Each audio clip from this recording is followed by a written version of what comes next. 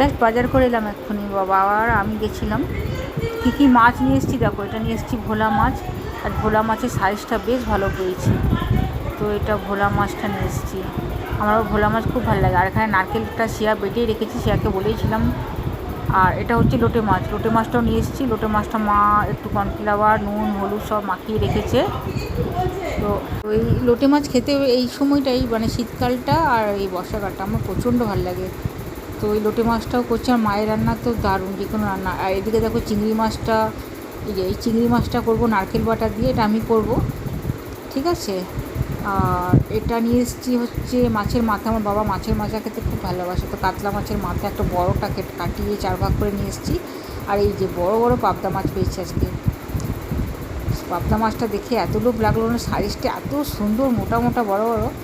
তো ওই 650 মতন পাবদা মাছ, প্রত্যেকটা মাছ কিন্তু বড় বড় দেখো।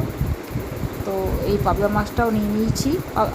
আজকে খাবো না পাবদা মাছ, এত একদিনে খেলে কিন্তু পেট খারাপ হয়ে যাবে। তো মাকে বললাম পাবদা মাছটা আর মাছের মাথাটা রেখে দাও, এটা আজকে খাবো না, ঠিক আছে। বাকি মাছগুলো আজকে খাবো। যেমন লোটে মাছ ফ্রিজে রাখা যায় না, প্রচুর গন্ধ হয়ে যায়, মানে গোটা ফ্রিজ লোটে মাছ কেমন একটা বিচ্ছিরি গন্ধ করে।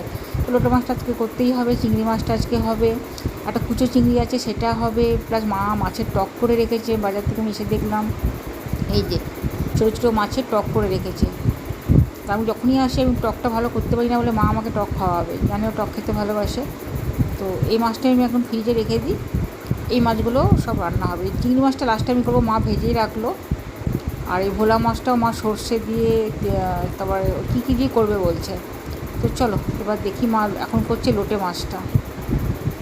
আর একটা পুঁই শাক, কচু, কুমড়ো দিয়ে ছোটো ছোটো গুঁড়ো গুঁড়ো সেই কুচো চিংড়ি হয় না, ওই কুচো চিংড়ি দিয়ে একটা কি তরকারি করবে বলছে। আমি আবার কুচিও খাই না, আর এই পুঁই শাকও খাই না, ভালো লাগে না, একদমই ভালো লাগে না খেতে। মা ঝড়ের বেগে রান্না করছে। এটা আলু দিতে বারণ করলাম, এই মাছটা না আলু দিলে ভালো লাগে না, কারণ যে কটা মাছ নিয়ে এসেছি সব কিন্তু শুকনো খাওয়ার মাছ। তো আমার বাবা খুব একটা এখন ঝোল ভালোবাসে না, সাগরও দেখি খুব একটা খায় না ঝোল, শিয়াও খেতে চায় না। ওই জন্য সব মাছগুলো আজকে শুকনো শুকনো করেই হবে। এটা মশলাটা বেটে নিচ্ছে, করে নিচ্ছে, ভেজে নিচ্ছে।